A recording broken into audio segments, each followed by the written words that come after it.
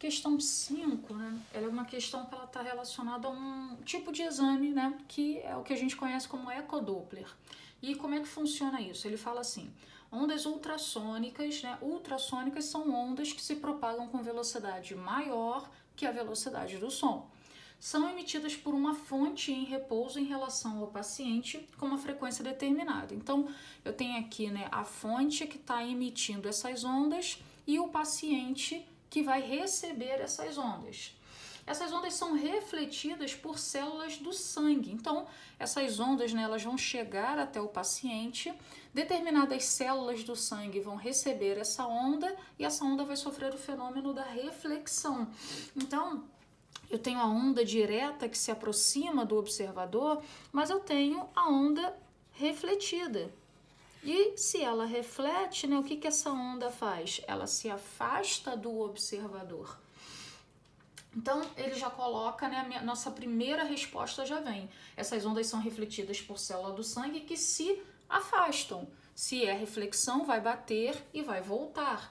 Se afastam, e aí eu tenho, né, no próprio observador um detector de frequências que vai estar em repouso em relação ao mesmo paciente. Então, no mesmo lugar que está o paciente, está um detector de ondas. Ao analisar essas ondas refletidas, ele não analisa as ondas que chegam, ele analisa as ondas que voltam. Ao analisar essas ondas refletidas, o detector medirá frequências, aí ele quer saber se a frequência que ele vai detectar é maior ou menor do que a frequência real emitida por essa fonte. E aí a gente volta a fazer o quê? Orientar a nossa trajetória, né? Como é o detector que está observando, então o detector faz papel para a gente de observador e as ondas refletidas fazem papel de fonte. Então, do observador para a fonte, nós já discutimos isso em várias questões, é sempre o sentido positivo da nossa trajetória. E como, né, as ondas refletidas elas se afastam, então o que eu observo? Eu observo que ela está no mesmo sentido do sentido positivo. Qual é a equação do efeito Doppler?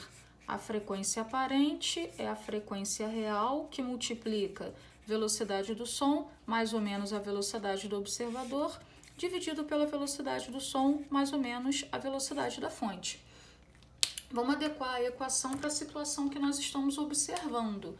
O observador, né, que é o detector, ou o paciente, né, eles estão em repouso, o detector é o observador, ele está parado, então a velocidade é zero. Eu observo que a fonte são as ondas refletidas que estão no sentido positivo da orientação, então o sinal aqui é positivo. Então ficamos como? A frequência percebida é a frequência real vezes a velocidade do som, dividido pela velocidade do som mais a velocidade da fonte. Como nós também já vimos, né, o que acontece aqui? Se eu estou somando, então esse valor aqui de baixo vai ser maior.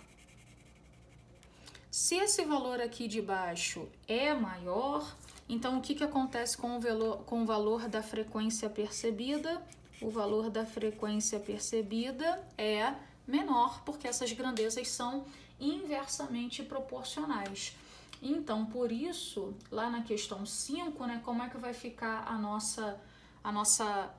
completar a nossa análise dessa questão?